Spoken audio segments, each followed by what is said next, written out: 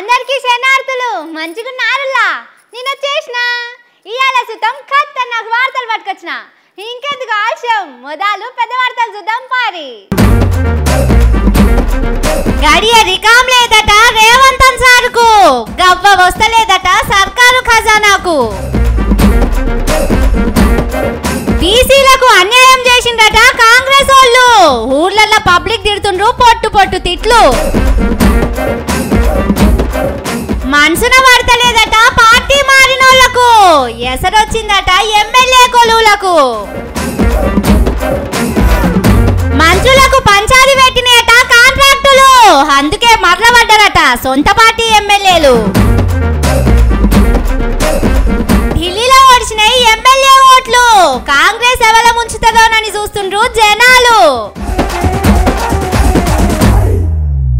ఎవరన్నా మన దోస్తులో చుట్టాలో కలుసడానికి వస్తామన్నారు అనుకో ఏం చేస్తాం ఇంటికి రారి మంచిగా పురుసతగా కూర్చొని మాట్లాడుకోవచ్చు ఆఫీస్లో కలుసుడు కాదని చెప్తాం కానీ ఒకసారి మాత్రం పొద్దంతా ఇంట్లోనే ఉన్నా కానీ ఎవ్వలను కలుస్తలేడట మీదికెళ్ళి సెకండ్ కూడా వేస్ట్ చేస్తలేను అందరినీ కలుస్తున్నానని చెప్పుకుంటున్నట గడియ రికాం లేదు గవ్వ రాకడ లేదన్నట్టే ఉన్నదట రేవంతన్ సారు తరీఖా ఏం చెప్పుకుంటున్నాడో చూడుండ్రి. కానీ నేను మీ అందరికి అందుబాటులో ఉన్న ప్రజాప్రతినిధులకు 14 నెలలలో ఏ ఒక్క రోజైనా నేను సెలవు తీసుకున్నానా ఏ ఒక్క రోజైనా ఎవరైనా వస్తే కలవలేదా ఇదే మొదలు కాదు ఈడికే 10 మాటలు చెప్పుకున్నాడు సారు నేను రోజుకు 18 గంటలు పని చేస్తున్నా రోజుకు 24 గంటలు పని చేస్తున్నానని చెప్తానే ఉన్నాడు రాత్రి లేదు పగలు లేదు 24 గంటలు రాష్ట్రం కోసమే పని చేస్తున్నానని చెప్పుకుంటాడు ఎవ్వలొచ్చినా కలుస్తానని అంటాడు కానీ ఇంటికి కిలోమీటర్ దూరంలోనే కంచెలేసిరి కలుసుడు కాదు కనీసం ప్యాలెస్ మోకాన కూడా చూడనిస్తలేరు పోలీసోళ్ళు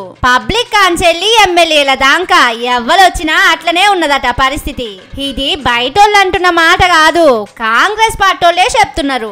నేను రాఖీ పండుగ రోజు కూడా ట్రై చేశాను వారికి మాట్లాడడానికి దానికన్నా ముందు కూడా నేను 2 సార్లు అపాయింట్మెంట్స్ అడిగిన తర్వాత కూడా అంటే బిజీగా ఉన్నానేమో షెడ్యూల్లో బిజీ ఉన్నానేమో అని చెప్పి ఊరుకున్నాను కానీ ఎవ్రీ టైం అసలు కథ ఏమో ఇట్లున్నది సారేమో అందరినీ కలుస్తున్నా ఒక్క రోజు కూడా సెలవు తీసుకుంటలేనని చెప్పుకుంటున్నాడు కానీ ఒక్క రోజు కూడా బడికి సెలవు పెట్టకుండా పోయి ఫస్ట్ ర్యాంకు రాకుంటే ఎట్లా చెప్పుండ్రి సరే ర్యాంకు రాకపోతే రాకపాయే కనీసం ప్యాస్ అన్న కావాలి కదా మీరేమో గడియ రికాం లేకుండా పని చేస్తున్నానని చెప్పుకుంటున్నారు బయట పబ్లిక్ ఏమో 10 మార్కులు కూడా వేస్తలేరు మీరేమో ఇంకో 4 ఏళ్లు కావాలని మాట్లాడుతున్నారు ఏ 7 పరీక్ష ఆ 7 ప్యాస్ కావాలి సారు లేకపోతే చదువు రానోడు శుద్ధ మొద్దు ఫెయిల్ అయిందని అందరూ తిట్టిపోస్తారు మందిలా పరువు తీస్తారు.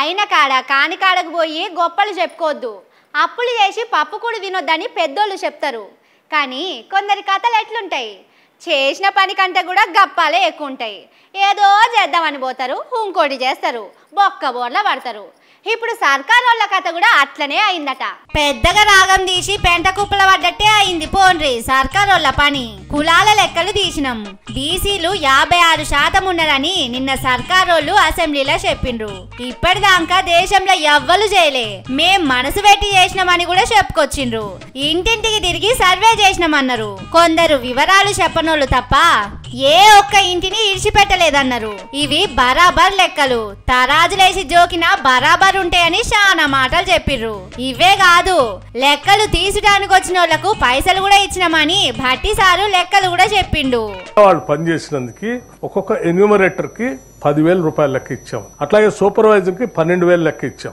మండల్ నోడల్ ఆఫీసర్ కూడా దాన్ని కోఆర్డినేట్ చేయడానికి 15,000 రూపాయలు లెక్క ఇచ్చాం దీని మొత్తానికి కలిపి 160 కోట్ల రూపాయలు ఖర్చు చేసి కానీ అసలు కథ మాత్రం మొత్తం ఉల్టా ఉన్నది పోన్రి ఎవరిని అడిగినా మా ఇంటికి రాలేదంటే మా ఇంటికి రాలేదంటుండ్రు ఇగో ఇట్లా సోషల్ మీడియాలో మెసేజ్లు పెడుతున్నారు మా ఇంటికి రాలేదని కొందరు చెప్తా అంటే మా వాడదిక్కే రాలేదని ఇంకొందరు అంటున్నారు మరి సర్కార్ వాళ్ళు 160 కోట్ల రూపాయలు ఖర్చు పెట్టి ఏం చేసినట్టు ఎక్కడికి పోయి లెక్కలు తీసినట్టు అంటే అన్ని దొంగ లెక్కలేనా అని బీసీ లీడర్లు గరమైతున్నారు రోజులు గడిచినా కొద్దీ జనాలు పెరగాలి గాని తగ్గుడేందని పరిశాన్ అవుతున్నారు.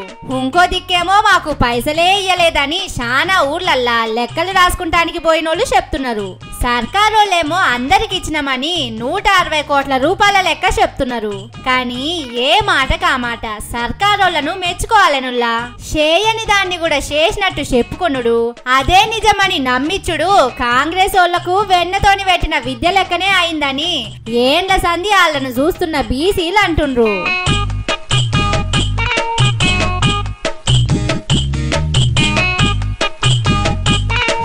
తిన్నా తీరం వడుతలే, కూసున్నా తీరం వడుతలే, ఎక్కడున్నా తీరం వడుతలే, వండుకున్నా తీరం వడుతలే అని 10 మంది కొన్ని రోజుల సంధి రోజు పాడుకుంటూనే ఉంటుండట.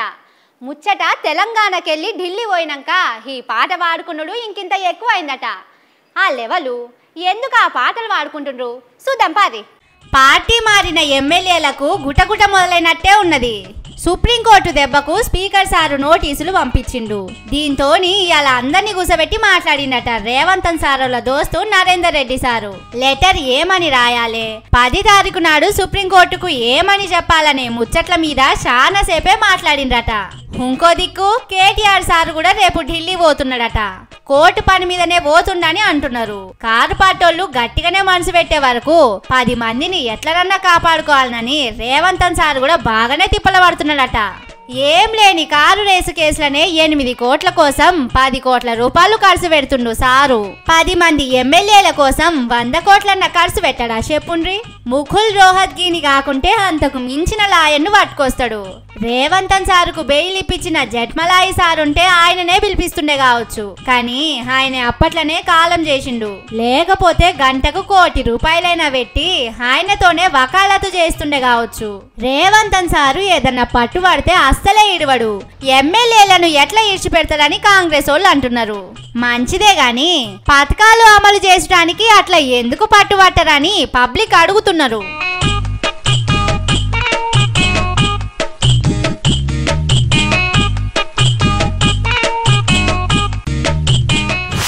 ఏ తమ్ముడు, ఏంది వయ్యా నా పరిస్థితి? నేను ఇంత పెద్ద లీడర్ను, ఇంత పెద్ద కాంట్రాక్టర్ను, నన్ను పట్టించుకోరా? అన్నీ ఆళ్ళాలే చదువుకుంటారా? మేమంతా కాన రాకుండా అయినావా ఏంది? అసలు మమ్మల్ని ఏమనుకుంటున్నారు? ఇట్లా కాదు కానీ మీరు చిన్నగా లొల్లి షురు చేయండి, అటెనక అసలు సినిమా నడిపిద్దాం. ఈ ముచ్చట్లన్నీ నేను చెప్తలేనుల్లో మన మంత్రి కోమటిరెడ్డి సారు ఆయనతోని మంచిగుండే ఎమ్మెల్యేలకు చెప్పిండని అంటున్నారు. వాళ్ళు సపరేట్ మీటింగ్ పెట్టడానికి కూడా సాయం చేసిండని బయట మాట్లాడుకుంటున్నారు. మీరు రెచ్చిపోండ్రి, నేను చూసుకుంటానని మాట ఇచ్చిండట. మరి మంత్రి గారికి ఇంతగానం కోపం ఎందుకు వచ్చిందయా అంటే కాంగ్రెస్ సర్కార్ వచ్చిన కాంచెల్లి కాంట్రాక్టులన్నీ పొంగులేటి సారోళ్ళ కంపెనీకే పోతున్నాయట. పెద్ద పెద్ద పనులన్నీ ఆయననే గుర్తపడుతున్నాడట. పాపం కోమటిరెడ్డి సారు కూడా కంపెనీలుండే, 1 2 చిన్నయో పెద్దయో కాంట్రాక్టులు ఇయ్యాలి కదా, ఇస్తలేరట. దీంతో ఆయన మస్తు బాధపడుతున్నాడట. అందుకే పొంగులేటి సారు మీద జంగు చేయించిండని అంటున్నారు.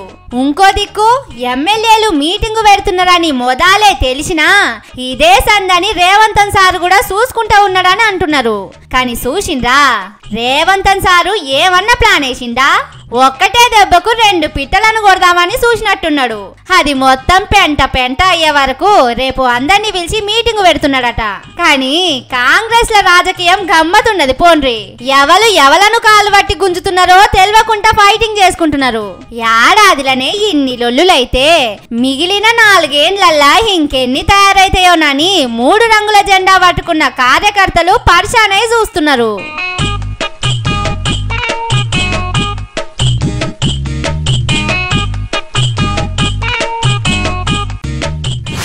ఓట్లు వస్తే ఎవరు గెలుస్తారు, ఎవరు ఓడిపోతారని అందరూ చూస్తారు.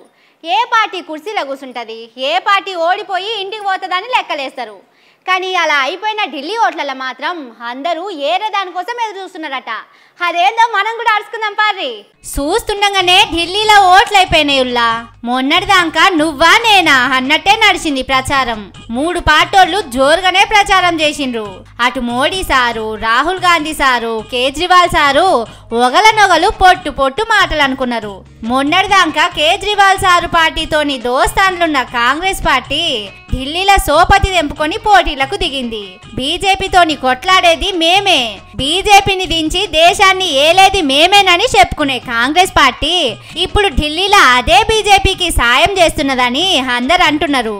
షెయి పాటోళ్ళు కేజ్రీవాల్ సార్కు సాయం చేస్తే బీజేపీకి గట్టిగానే దెబ్బపడేది. పోయిన ఓట్లలో వచ్చిన 8 సీట్లు కూడా రాకపోతుండేనని రాజకీయంలో ఉన్నోళ్ళు అంటున్నారు. ఈ ముచ్చట తెలిసిన షెయి పాటోళ్ళు పోటీ చేస్తున్నారంటే బీజేపీకి సాయం చేసడానికేనని మాట్లాడుకుంటున్నారు. మేం గెలుస్తామని ఎవల కాళ్ళే చెప్పుకుంటున్నారు. సర్వేలు కూడా ఎప్పటి లెక్కనే లెక్కలు బయటికి ఇచ్చినాయి. 8 తారీఖు నాడు ఎవల కథ ఏమైందనేది బయటపడుతుంది. గెలుసుడు ఓడిపోవుడు ఒక్కటే కాదు, కాంగ్రెస్ పార్టీలు బీజేపీకి దోస్తులా కాదా అనేది కూడా అయాలనే తేలిపోతుందని అందరు అంటున్నారు.